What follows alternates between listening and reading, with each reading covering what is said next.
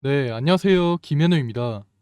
오늘은 시장에서 크게 주목을 받고 있는 삼성전자를 같이 알아볼 건데요. 먼저 시장을 보시면 오늘 국내 증시는 부진한 흐름을 보여줬습니다. 전일 미국 증시의 영향을 받아서 살짝 부진한 흐름을 보여줬는데요. 이런 상황에서 현재 삼성전자의 주가는 시장의 흐름대로 부진한 흐름을 보여줬습니다. 하지만 그럼에도 불구하고 이런 상황에서 앞으로 삼성전자를 왜 주목해야 되는지 여러분들이 이해하시기 쉽게 정리해서 말씀을 드릴 거고요. 그리고 앞으로 삼성전자를 어떻게 대응을 해야 가장 잘 대응할 수 있을지 이런 부분들까지 전부 다 말씀을 드릴 거니까 오늘 영상 절대 놓치지 마시고 꼭 확인하신 이후에 대응하시면 좋을 것 같습니다. 그럼 삼성전자에 대해서 더 자세하게 알아볼 건데요. 삼성전자에 대해서 자세하게 알아보기 전에 구독과 좋아요 한 번씩 눌러주시면 좋을 것 같습니다. 그리고 삼성전자에 대해서 본격적으로 알아보기 전에 제가 여러분들께 한 가지 말씀드리려고 하는데요. 아마 오래전부터 제 영상을 시청하시는 분들은 아시겠지만 제가 얼마 전부터 삼성전자 영상을 꾸준하게 올려드렸습니다. 제가 미리 영상을 올려드렸던 삼성전자가 최근 강한 상승을 보여주면서 아주 좋은 흐름을 보여줬는데요. 이런 것처럼 제가 여러분들께 도움이 될 만한 내용들을 꾸준하게 올려드리고 있으니까 앞으로도 제 영상 꾸준하게 시청하시면서 저랑 같이 수익 내보시면 좋을 것 같습니다. 그럼 삼성전자에 대해서 더 자세하게 알아보자면 최근 삼성전자가 8만 전자를 돌파한 이후에도 강한 상승을 이어가면서 아주 좋은 흐름을 보여주었습니다.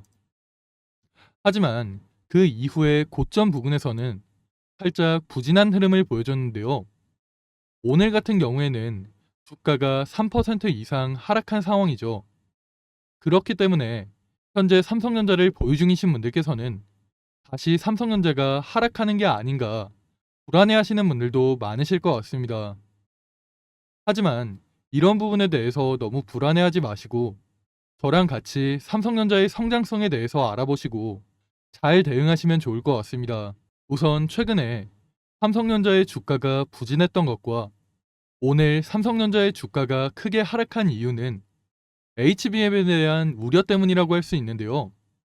최근 삼성전자 노조로 인해서 HBM 라인이 파업에 들어가면서 장기전으로 이어질 수 있다라는 우려 때문인데요. 최근에 이런 노이즈가 계속해서 발생하고 있기 때문에 시장에서도 이런 우려에 영향을 받았다고 보시면 됩니다.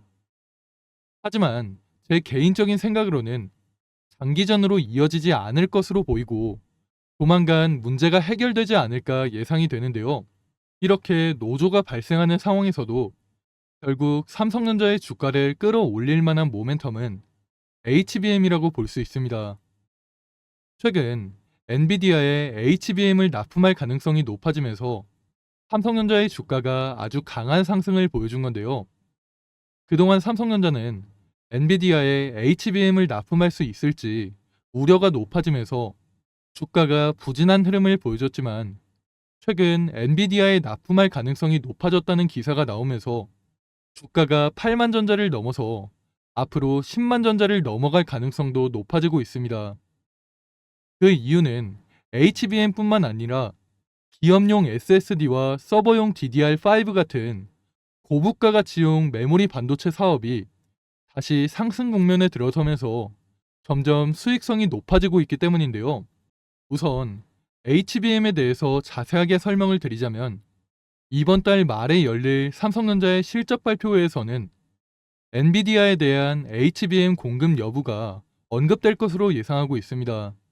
이 부분은 지금까지 많은 관심을 받았던 만큼 주가의 방향을 결정하는 데 가장 큰 영향을 주지 않을까 생각이 되는데요. 삼성전자는 올해 1분기부터 8단짜리 HBM3E 양산을 시작했고 조만간 12단짜리 HBM3E까지 양산할 예정이지만 아직까지는 공식적으로 엔비디아의 공급을 시작했는지에 대해서는 밝혀진 사실이 없기 때문에 과연 삼성전자가 12단짜리 HBM3E를 언제부터 엔비디아에 납품할지에 투자자들이 가장 크게 주목할 것으로 보입니다. 현재 삼성전자는 가장 중요하다고 할 수 있는 8단짜리 HBM3E와 12단짜리 HBM3E의 공급 준비까지 거의 마친 것으로 파악이 되는데요. 그렇기 때문에 제 개인적인 생각으로는 조만간 삼성전자가 엔비디아에 HBM3E를 납품하지 않을까 예상하고 있습니다.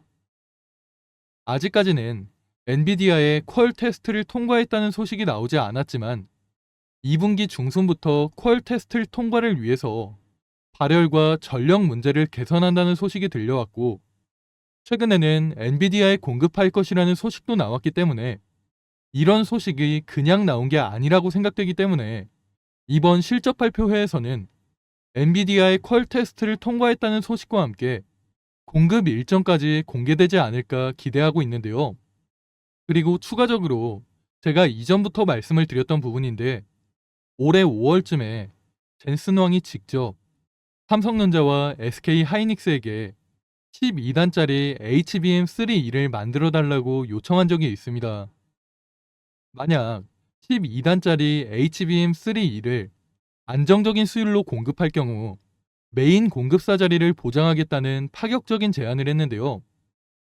그래서 삼성전자와 SK 하이닉스 모두 12단짜리 HBM3E를 생산하기 위해서 핵심 인력들을 HBM 사업에 배치해서 12단짜리 HBM3E 개발에 속도를 냈습니다. 제가 앞에서 말씀을 드렸듯이 삼성전자 같은 경우에는 8단짜리 HBM3E와 12단짜리 HBM3E의 공급 준비까지 어느 정도 마친 것으로 파악하고 있는데요. 그렇다는 건 삼성전자가 12단짜리 HBM3E를 엔비디아에 공급하기 시작한다면 삼성전자는 이번 기회에 SK 하이닉스를 역전하고 HBM 시장의 1위를 탈환할 수 있을 것으로 보고 있습니다. 그 다음으로 추가적으로 DDR5에 대해서 설명을 드리자면, 아마 기억하시는 분들도 있으시겠지만 제가 올해 초부터 말씀을 드렸는데요. HBM뿐만 아니라 DDR5도 함께 보셔야 된다고 말씀드린 적이 있습니다. 본격적으로 AI 시장이 성장하면서 많은 기업들이 AI 서버 확장에 많은 투자를 진행하고 있는데요. 여전히 AI 서버의 많은 비중을 차지하는 게 DDR이기 때문에 제가 이전부터 그렇게 말씀을 드렸습니다. 그런데 아직까지는 DDR4와 DDR5의 비중을 보시면 대략 6대 4 정도로 볼 수 있는데요. 하지만 어차피 앞으로 더 높은 성능의 제품이 필요한 게 사실이기 때문에 결국 많은 기업들이 DDR4보다는 DDR5를 선택하는 기업들이 점점 더 많아질 거라고 생각이 됩니다. 그렇게 연말이 되면 DDR4와 DDR5의 비중은 대략 2대 8 정도로 DDR5의 비중이 압도적으로 많아질 것으로 예상하고 있는데요. 그렇게 된다면 DDR4보다 높은 고부가 가치 제품인 DDR5의 수요가 폭발적으로 증가하는 것이기 때문에 앞으로 많은 반도체 기업들의 수익성은 크게 높아질 것으로 기대하고 있습니다. 이런 상황에서 DDR5의 수요에 대응하기 위해서 대표적인 메모리 기업인 삼성전자와 SK 하이닉스 모두 DDR5 생산 라인을 꾸준하게 증설하고 있는데요. 하지만 당연하게도 상대적으로 생산 능력이 월등히 높은 삼성전자의 DDR5 점유율이 압도적으로 높아질 것으로 보고 있습니다. 그만큼 앞으로 삼성전자의 수익성이 빠르게 회복될 것이라는 의미이기도 한데요. 앞으로는 이런 부분이 시장에서 부각이 되면서 삼성전자의 주가는 좋은 흐름을 이어가지 않을까 예상하고 있습니다. 현재 이런 상황일수록 우리가 앞으로 삼성전자를 어떻게 대응해야 될지가 정말 중요한 시점인데요. 사실 제가 정보를 공유하는 네트워크를 통해서 삼성전자 관련된 정보를 받았습니다.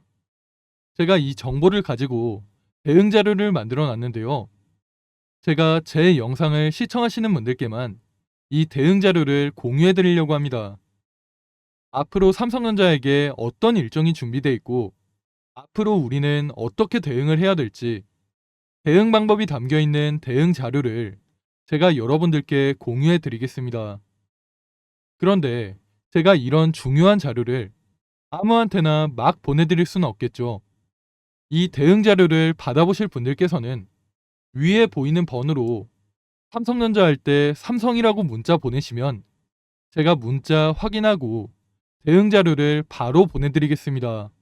삼성전자는 이런 좋은 모멘텀이 있기 때문에 앞으로 큰 흐름으로 봤을 때 삼성전자의 주가는 상승을 이어갈 수밖에 없다고 생각이 되는데요. 하지만 그렇다고 해서 절대로 여러분들 혼자 매수하시면 안 됩니다. 분명 삼성전자가 좋은 종목인 만큼 시장의 세력이라고 할 수 있는 자금력이 좋은 투자자들 같은 경우에는 더 싼 가격에서 더 많은 물량을 모아가기 위해서 당분간 주가를 누를 가능성도 있다고 생각이 되는데요. 그렇기 때문에 제가 여러분들께 대응 자료를 반드시 확인하시라고 말씀을 드리는 겁니다.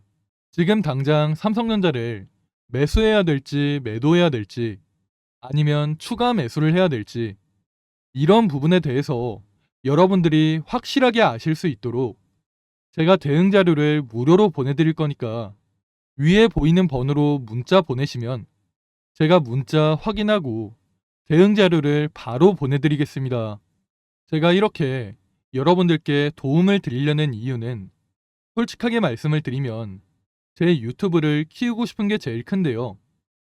저도 사람이라서 제가 말씀드리는 게 100% 정답이 아닐 수 있지만 그래도 저런 의견도 있구나라고 생각을 하시면서 제 영상을 봐주시는 분들이 늘어나고 그런 분들이 저에게 피드백을 해주시면 저도 그 피드백을 받고 제가 고쳐야 되는 부분은 고쳐나가면서 더 정확한 내용들을 전달해 드리고 싶은데요. 그래서 제가 여러분들께 부탁을 하나 드리려고 합니다. 오늘 제 영상을 보시고 좋은 내용이었다, 도움이 되는 내용이었다라고 생각이 되시면 구독과 좋아요 한 번씩 부탁드리겠습니다. 그리고 두 번째 이유가 있는데요. 두 번째 이유는 저도 기관이나 외국인을 따라가서 수익을 내는 게 아니라 개인들끼리 뭉쳐서 수익을 내고 싶기 때문입니다. 국내 시장에는 크게 세 가지 매수 주체가 있는데요. 이미 많은 분들이 아시겠지만 기관과 외국인 그리고 개인이 있죠. 제가 여기에서 여러분들께 질문을 하나 드릴 건데요. 이 세 가지 매수 주체 중에서 자금으로만 본다면 과연 어디가 제일 비중이 높을까요? 물론 아시는 분들도 있겠지만 바로 개인인데요. 그런데 왜 개인이 매수하면 주가가 안 오르는지 궁금하시죠?